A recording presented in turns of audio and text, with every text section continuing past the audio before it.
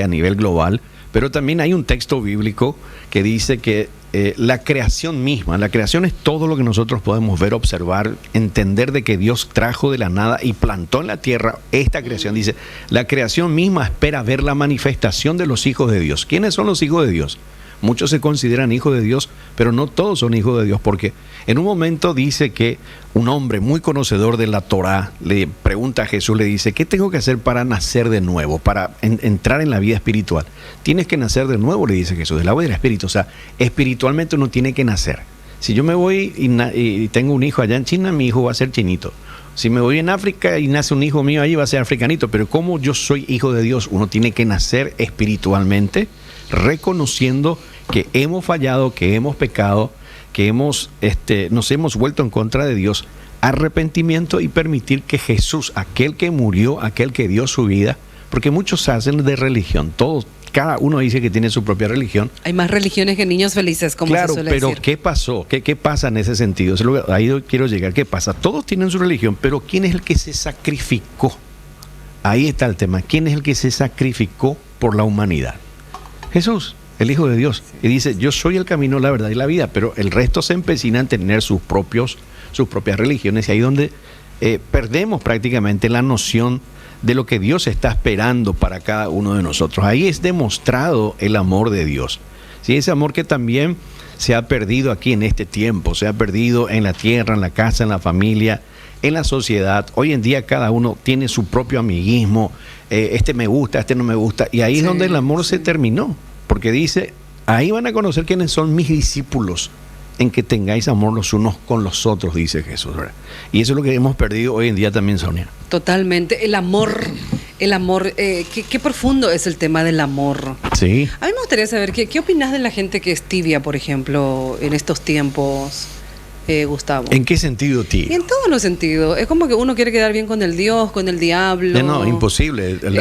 O sea, si voy a irme a un texto, justamente todo lo que vos me decís, de repente yo siempre, no es que yo, gracias a Dios, él le pone en mí eso, ¿verdad?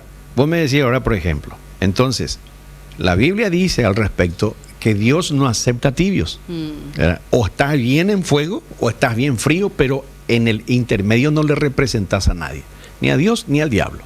¿Entendés? O sos caliente o estás bien en fuego, espiritualmente hablando, o estás bien en pecado, hacer lo que se te antoja, pero en el medio dice, te vomitaré de mi boca, dice. O sea, vos puedes llereñan de llenar para que vos seas una persona intermedia, que no te identifica ni con Dios ni con el diablo, ¿verdad? Sí. Entonces, es como que Dios dice, te voy a vomitar de mi boca. Él no acepta ese intermedio. Eso es bíblico. Bíblicos. ¿Por qué la gente se enoja con Jesús, por ejemplo, Gustavo? Y mira que la como mayoría... que la gente, porque yo escuché en estos días un texto que decía, bueno, a Dios todo el mundo, pero como que Jesús decís el nombre y se enoja. Se enojan, aborrecen, es increíble. Nadie él quiere nunca la verdad. le hizo daño a nadie. Claro que no. La verdad es lo que más le duele al ser humano. Y dice, yo soy el camino, la verdad y la vida. ¿Qué es lo que vino a hacer Jesús? Cambiar la historia del ser humano. Decir lo que tiene que hacer, cambiar esa perspectiva, esa religiosidad. ¿Con quién tuvo más problemas Jesús? Con los religiosos de la época. Los religiosos les persiguieron a Jesús. Jesús no vino a traer religión. ¿Y qué es lo que el ser humano tiene aquí? Religión. Ve a hacerse religión, a Pepe Manota ahí. Pero Jesús nunca fundó una iglesia. Jesús nunca vino a poner una estructura religiosa. Es más, estuvo en contra de la religión. Porque la religión lo que hace es te estructura, te deja con un sistema que si vos te salís de eso ya no son más de la religión. Jesús se acercaba a las prostitutas, se acercaba al pecador, ¿sí? Con los recaudadores de impuestos que eran los más odiados en la época de Jesús. ¿Por qué? Porque era un judío trabajando para Roma.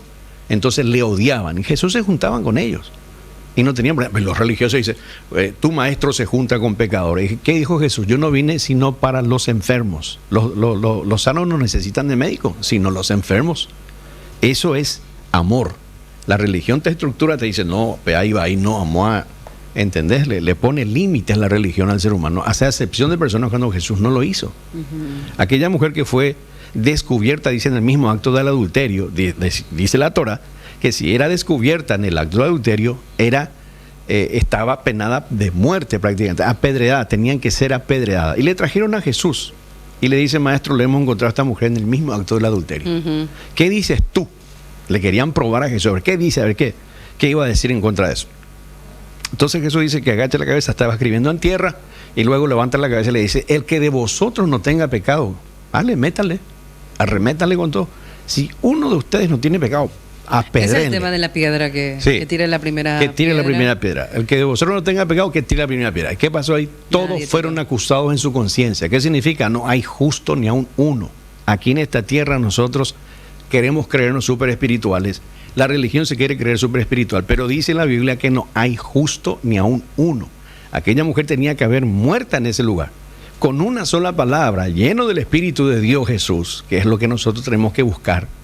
¿Qué pasó con toda esa gente? Uno a uno echaron sus piedras y se mandaron a mudar. Todos eran pecadores. Y luego le pregunta a Jesús a aquella mujer y le dice, ¿dónde están los que te acusaban?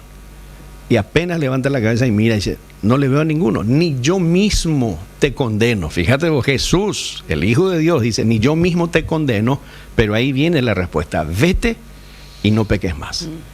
Anda, cerrarle la puerta al adulterio, cerrarle la puerta a la mentira, cerrarle la puerta al chisme, cerrarle la puerta, eso es lo que dice, cerrar la puerta al pecado y caminar conmigo normalmente, no bajo una estructura religiosa. Qué interesante todo lo que estás mencionando. Gustavo, hoy en día la gente vive como muy cargada. No sé si vos notaste eso en la iglesia, sí, en todas partes. En el supermercado, en la sociedad, en la calle. Pero, mucho estrés, mucha carga emocional también. Por eso es bueno hacer una pausa un poco y reflexionar un poco. Sí, por eso te agradezco mucho que participes con nosotros también. Lo que más veo, Sonia, aparte de lo que estás diciendo, la gente está muy ensimismada. Vas y dices, vea, que se preocupa más por uno mismo, vive más para uno mismo, tiene su propia agenda personal, ¿sí? Yo vivo para mí, lo demás como que no me interesa tanto. Entonces, están enfocados en tener más plata, están enfocados en tener todas sus comodidades, están enfocados en eso y no miran la necesidad de los demás, no miran que hay un vecino que está ahí pasando hambre, no miran que necesita un qué sé yo que le lleves aquí a 1, 2, 3 cuadras. O sea, la gente está muy en sí mismo, muy egoísta, como está diciendo, muy cargado, no le interesa lo que está a su alrededor. Eso es lo que estamos viviendo hoy en día.